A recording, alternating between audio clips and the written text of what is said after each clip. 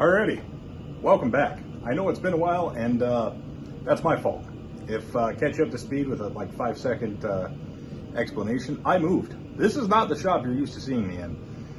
This is a lovely one-car garage, and this is my new to me Yanmar tractor that I just bought. I picked this up not too long ago off Facebook Marketplace for an absolute steal. It was one of those things where I was like, I probably shouldn't. But then I saw the price and I saw the condition and I'm like, oh God, I have to. I have no choice. I am physically outside of my body and have to do this. So we're gonna do a maintenance on this guy today. And actually the maintenance is already done, but this is pre-intro shots, so whatever, you know? Anyways, sorry, I'm using a new gimbal to kind of work this around and still getting used to that. But it is a 1981 Yanmar YM165 2-cylinder diesel tractor. And yes, it is a tractor. This is not a lawnmower, although you could probably mow your lawn with it, but it would be with a 3-point finish mower. It is a tiny, tiny tractor. It is about the size of an ATV. Let me show you around. It's kind of cool. Alrighty, so it's got a snowplow blade on the front of it right now. It is a 2-cylinder, right there, 2-cylinder diesel tractor. It has a 6-speed transmission, so it's 3 forward gears, 1 reverse, and then a high-low range, which makes 6 forward gears and 2 reverses. It has a truly functional 3-point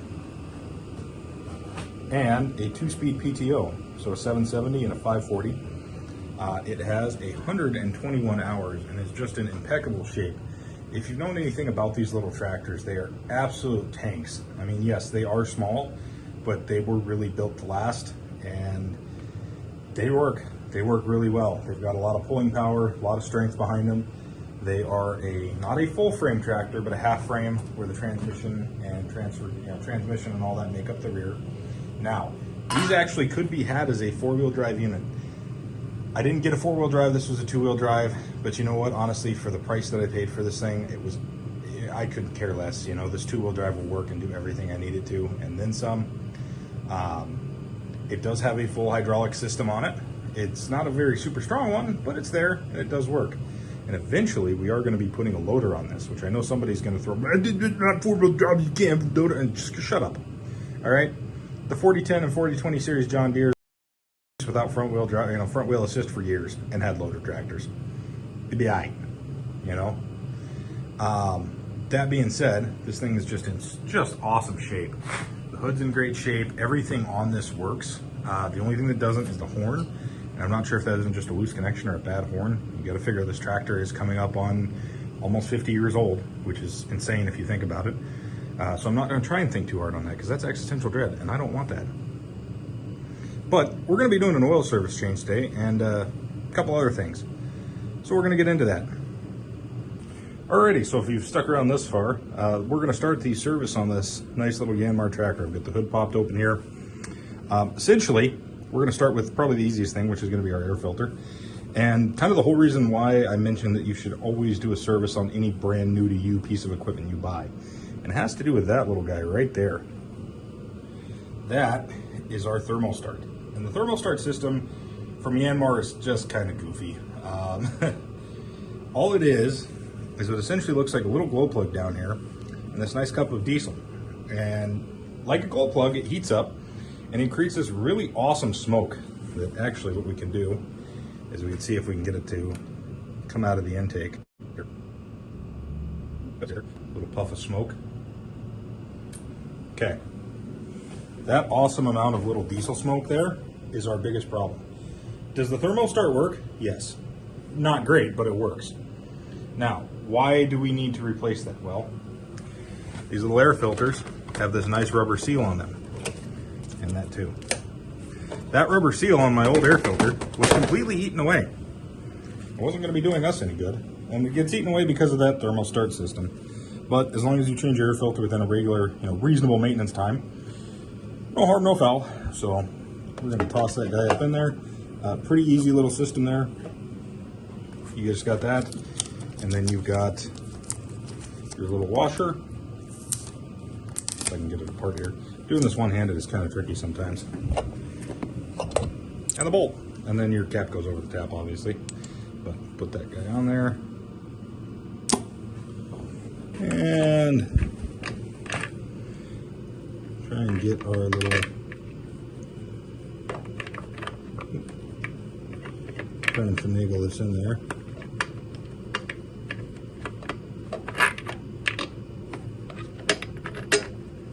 There we go. The hard part about this thermal start system is Yanmar engineers designed this as a rice paddy tractor. It had really no honest business being up in northern Wisconsin at all. So, you know, hey, whatever, it works, it works. It's a brand new battery in this, so I'm not too worried about the battery, but we are going to do an oil change as well, and we're going to put some of my favorite Brotella T6 in there. And yeah, so we'll start with draining out the oil next. Put the cap back on there. There's actually part of that gasket. You can see how flimsy and just rubbery it is. It's all eaten up and falling apart. So again, that diesel smoke will kill those filters. You got to change that. So first step, as in any good oil change, grab your favorite nut grounder and find your drain plug. And these is pretty easy. It's just right underneath here. I'm probably going to be in the way, making this also very hard for you to see, but there's not much to it.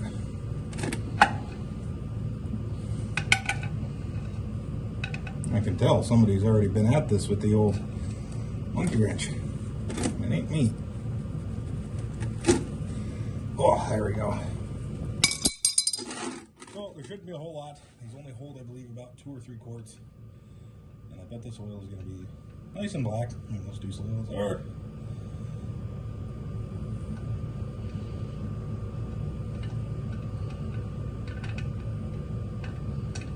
There it goes. I am doing this cold. Some would really recommend that you do it hot. I don't think it really makes that big of a difference. I mean, it does make the oil drain a little faster if it is warm, but, you know, tomato, potato. That's my thoughts on it. But everybody's got their own choice on how they want things done, and I'm kind of a bigger fan of just doing things cold. Saves my fingers. As much as I love burning the shit out of my hands, I don't.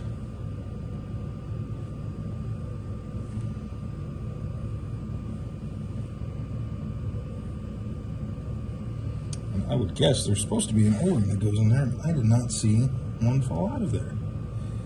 I don't feel one up there. So, let's go root around in the junk drawer while that drains. Okay, we'll set that up there. I don't think you can call yourself a self-respecting mechanic or any sort of 200-pound nut fucker if you don't have some sort of junk drawer full of O-rings. You know, actually I've got like 3 or 4. Son of a bitch, I just dropped that in there. One over here, one here, I got another one underneath this. That might be slightly more organized than this one, but let's see here. Yeah, I think that'll work. Maybe, maybe not. Let's see if we can set you guys down here. I'm using this DJI tripod that I bought a while ago and just haven't had a whole lot of luck using it, because it's kind of a pain to use, honestly. It's nice when you're trying to do something like this, but let's see if we can get that to. I think that'll fly. I mean, it's probably not like factory, but you know, if it keeps oil from leaking, whatever. Okay, so now we're just dripping out the last little bit there. The fun part is, I almost guarantee you I will find that O-ring probably, if I was a betting man, which I actually am, in the bottom of this when I go to drain it. But that will be a problem for me that drains this oil here in a few minutes, where I can go, oh wow, I'm just stupid. But happens to the best of us. Doesn't really smell too much like diesel, which is good. So, take the old nut grounder, find 2 semi-flat edges on this bad boy, and click. Torqued. So, what other fun things can we do? Take this to the other side, and we'll go drain new oil filter. Okay, well, that's cool.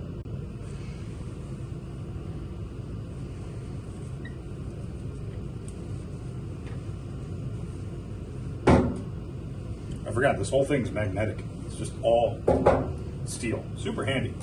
So, oil filters over here. The new one they gave me is not nearly as big, which I don't really like, but, you know, whatever. The cool news is it's going to make a huge mess when I take it off because there's no sort of provision for draining, which is always handy. And of course it is stuck on there because somebody probably didn't obey the quarter tight rule. Let's see here, what can I get myself into to get that off? I don't know if those will be big enough. I'm going to try to do this without kicking you guys. I don't have a lot of space in the shop. So, let's see here. Yeah, that'll work. Gets it loose. Gets it off, that's all that matters. Oh, my favorite, oil all over the frame rails. Oh, yeah.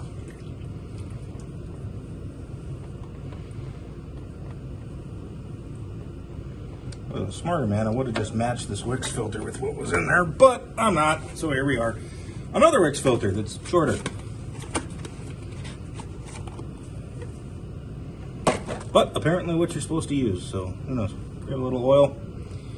Please, please, whatever you do, oil your filter gaskets.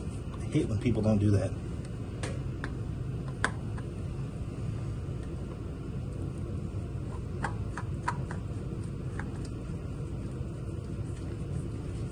Well, looks like it'll work.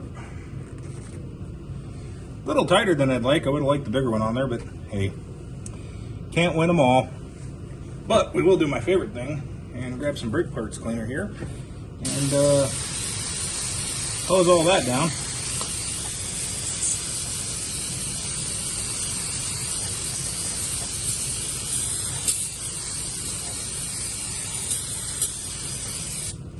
Everybody loves brake parts cleaner.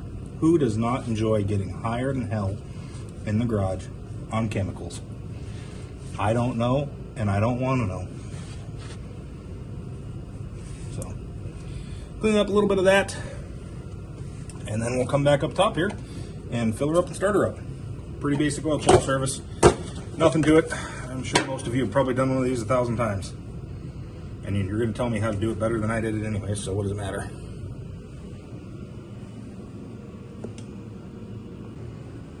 Okay, pretty easy stuff on this Yanmar. It is just a little 2-cylinder. There ain't much to this little guy. Very cute little engine. Only makes like a whopping 16 horsepower. Yeah, it's definitely warm. That block heater does its job, possibly too well. I had no intentions, I should say, of running the block heater today, but I totally just forgot to plug it in, so, you know, here we are. Should I grab a funnel? Yes. Do I know where one is? No. Am I going to make a mess trying to do this? Absolutely yes. Oh, look at me go, look at me go. Mama, get the camera, I'm fucking killing it.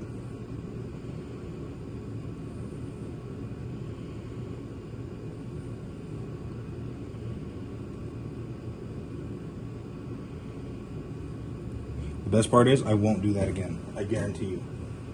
So you guys just witnessed probably the greatest thing I might do in my life for at least the next 15 minutes.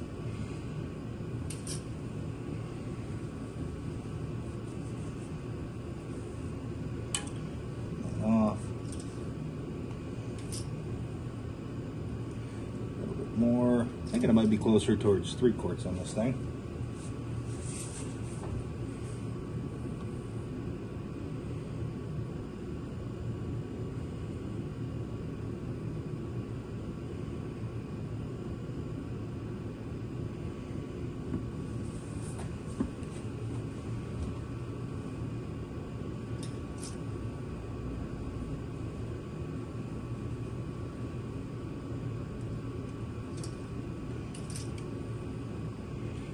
Looky there, pretty much right on the money. And that oil will remain clean for the next 35 seconds until I go ahead and start this thing and we check for leaks. So I hope you all enjoy the ride because I'm going to start it with you guys right there and we're going to watch it shake violently. So get ready for that.